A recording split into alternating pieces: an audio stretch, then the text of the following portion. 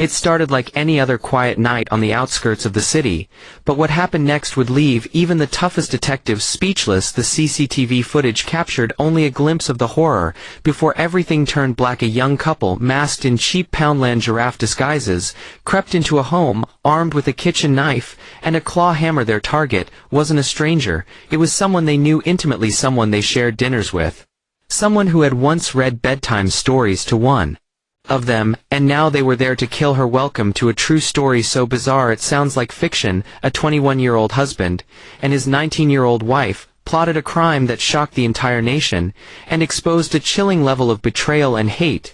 Before we take you inside the house and show you what the investigators discovered, hit that subscribe button and stay with us till the end. This is one crime story you'll never forget. The story begins with Jason Myers, a 21-year-old man with a troubled history and a fragile ego. Growing up, he had always felt resentment toward his father's new wife Denise. Her presence after his mother's death created a storm of bitterness in his heart. Jason believed Denise had stolen his father's affection, that she was a manipulative outsider, and over time that hatred festered and evolved into something darker. And then there was Mia, Jason's 19-year-old wife, who had grown up in a foster system that chewed her up and spat her out. She craved belonging, she craved loyalty, and she craved vengeance for all the mothers she never had. She quickly absorbed Jason's anger, and together they became a storm waiting to strike. Jason and Mia weren't just lovers, they were partners in obsession.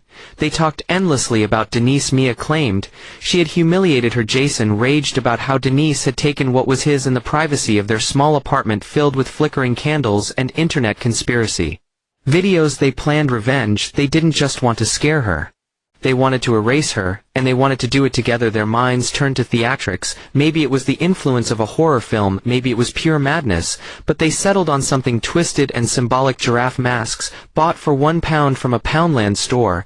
They believed it would create confusion, delay identification, and send a message that this attack was meant to mock reality, not just destroy it. On the night of the attack, Jason used a spare key he had stolen months earlier. They waited for the perfect moment. Denise home alone watching television, glass of red wine by her side, her guard completely down. Jason and Mia crept through the back entrance, silent, careful, each breath calculated. Jason.